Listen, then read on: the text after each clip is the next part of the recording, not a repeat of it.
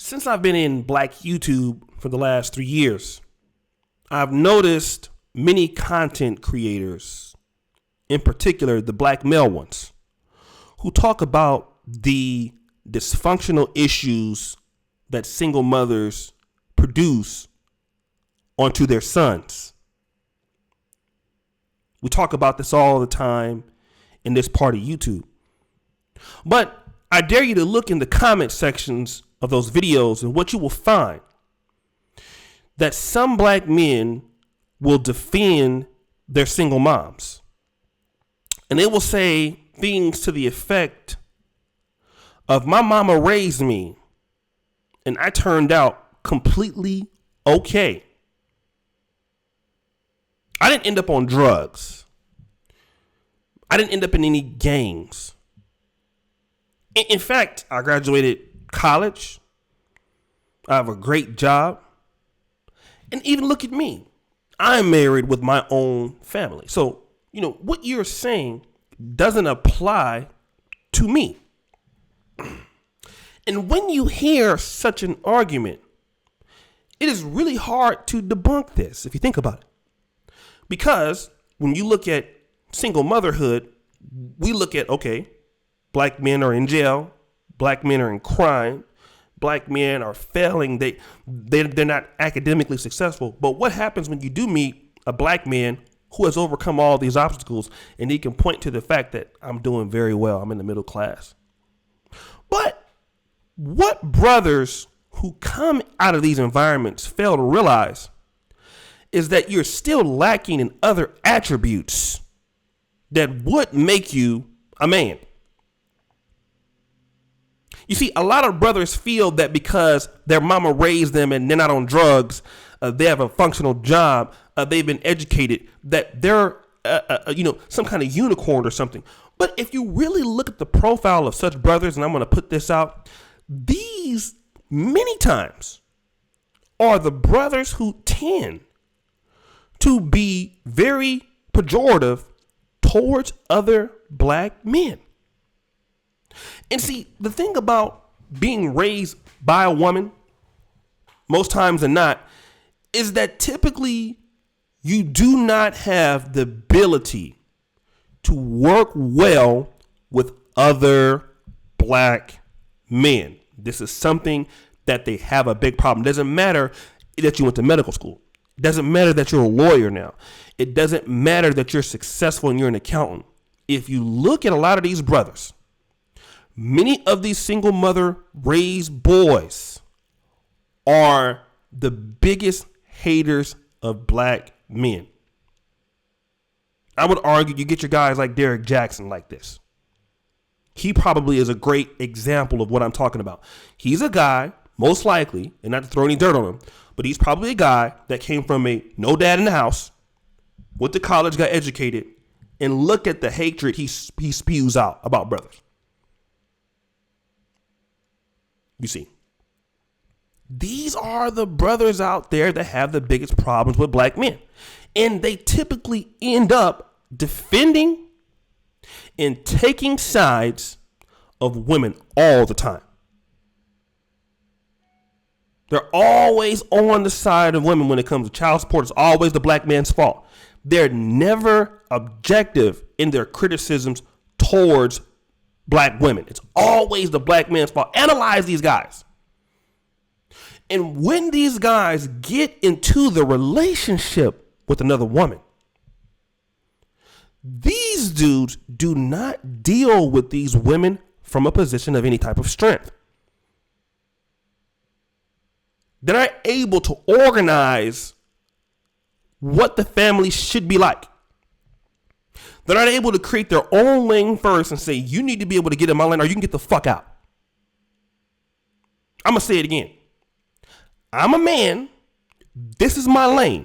If you don't like it, you can get the fuck out. Calypso, Oregon. I'm getting ready to preach. Shout out to Alan Roger Kirk. I know you was waiting on that. You see, you soft brothers who come from these environments and you come from an environment like that, you can't make that statement, can you? Because see, you're the type of brother who is looking to compromise all of your situations because that is what mama taught you how to do. Now, I'm not saying that some situations don't require compromise, but you cannot tell a woman, this is my fucking house. I live here. And I run shit. And if you don't like it, get the fuck out. Because see, that's how a lot of daddies run shit. Now we'll talk about you simp dads in a minute, but see, this whole idea of simp dads and shit like that, these are the guys who create soft kids, soft boys and girls, because again, they're always kissing ass for, oh baby, well, baby, can we do this? Well, baby, can we do that? Well, baby, sleep on the couch. Woman don't want to give you no sex, you sleep on the couch. All the sex stops in your relationship. You on the couch.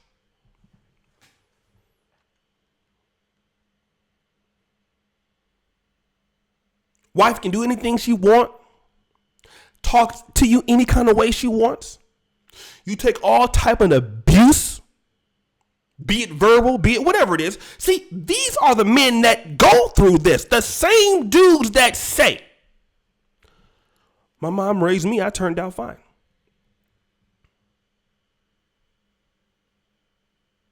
And then, financially,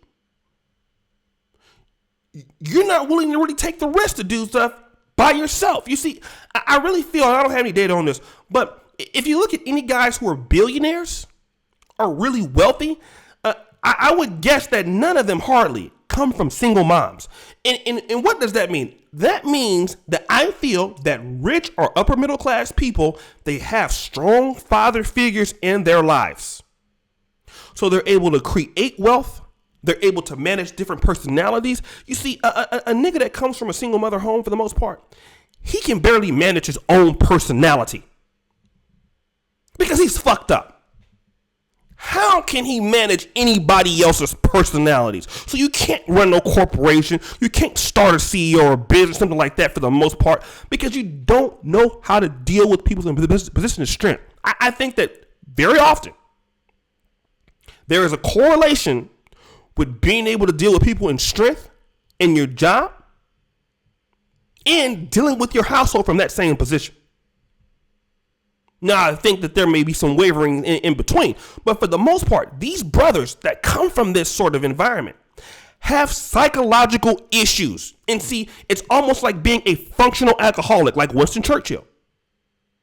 Great prime minister, functional alcoholic.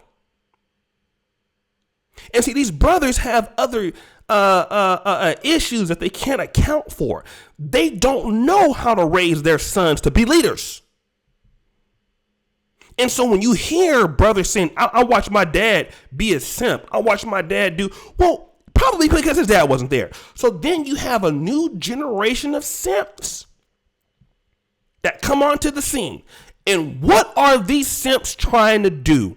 Number one thing is they'll do anything on the behalf of women. They'll do anything for sex. They'll do anything for attention. And they will try to fight any brother or any man tooth and nail that wants to put women in the position that they need to be in a relationship, which is not next to a man, but honoring a man. See, they have a problem with this. And even your education and your salary, a lot of these brothers end up getting left because they're weak. They can't, you know what? At the end of the day, all of that caping for women and pandering for women, and you can do all that a woman wants you to do. And guess what? She will still leave you because you are weak. And that's something that you cannot learn from being around your own mom. It's being a weak nigga. A man got to teach you that. So you might have turned out fine educationally. You might have turned out fine in ways of academically or even in some cases financially. But when it comes to being in the house, you're still a punk biznatch. See, that doesn't change. And see, there's no way that you can get the punk bitch assness out of you. And see, a woman can't make you be a non-punk bitch.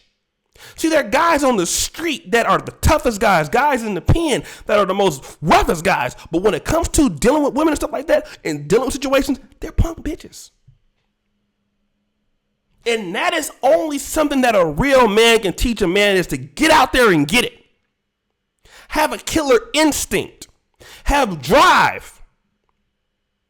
You see? And that's why guys who are raised by their dads do much better in life. Because they have that killer instinct. See, mom might tell you to go to work for 8 hours and you worked enough. But the guy with the killer instinct says, I'm going to work on this until it's done. See, that is what black men are missing. That's what a lot of American men are missing. To fight to get it done no matter what it takes. See, you only learn that from men. And these are what you brothers are missing. Those of you who say, my mama raised me, I turned out fine, I beg to differ. So comment below if you have any disagreements. Subscribe to the channel, hit the bell on the notification. Also, my secondary channels, Oshay Duke Jackson, Oshay Vlogcast, will be in the description. Make sure that you go and like the video and comment, and subscribe to those channels. Also, Negro Manosphere moderator awards is below. Go vote for your favorite moderator. All right. And then also for the Patreon, let me make my Patreon pitch. Now, I want to say thank you to all the brothers who support us on Patreon, over 500.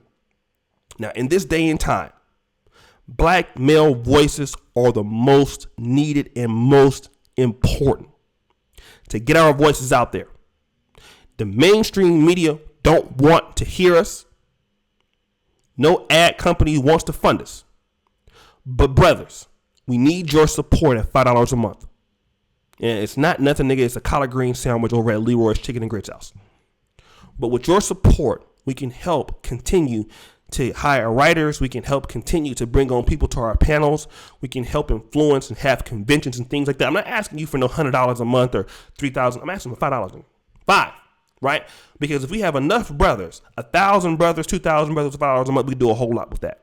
We already got a forum. We already have a great blog up right now, almost 2 years running, with some of the best dating advice, some of the best financial advice, some of the best unique black male content on planet Earth, right? And brothers are reading it from all across the world. Nigeria, brothers are reading in America. We're in the top 100,000 blogs in America right now on Alexa. Almost, I think, like number 92,000. So you black men continue to support us by pledging $5 a month on Patreon. We have exclusive content over there. And also, if you want our 4 free ebooks, the link is there in the description, Negro Mouse for ebooks. If you have not received one, email me at planetoshay@gmail.com. I'll definitely get back to you on that and get those ebooks to you. And as you know, brothers, the buffoonery remains at an all-time high. I'm out.